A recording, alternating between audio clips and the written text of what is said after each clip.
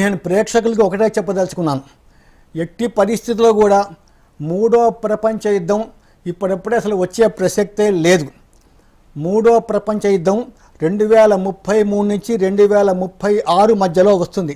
ఎందుకంటే ఆ సమయంలో మన ఇండియాకి రాహు మహర్దశలో రాహు అంతర్దశ జరుగుతుంది.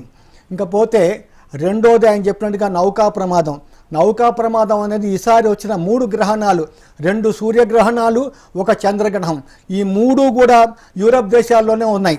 ఈ 3 గ్రహణాలు అసలు ఈసారి మన ఇండియాకి లేవు, ఇండియాలో ఎక్కడా కనపడదు. ఈ 3 గ్రహణాలు యూరప్లోను, అమెరికా, ఉత్తర అమెరికా, దక్షిణ అమెరికా, ఆఫ్రికా, అలాగే మన రష్యా, ఇటలీ, తర్వాత ఈ జర్మనీ, ఈ దేశాల మీద బాగా ఈ గ్రహణ ప్రభావం ఉంటుంది. కాబట్టి ఖచ్చితంగా ఆ దేశాల్లో పెను ప్రమాదాలు రావడానికి మటుకు 100% అవకాశాలు ఉన్నాయి. అలాగే ఈ నౌక మునిగిపోతుందా అంటే ఈ వాటర్ని నీళ్ళని కంట్రోల్ చేసే గ్రహము చంద్రగ్రహణం.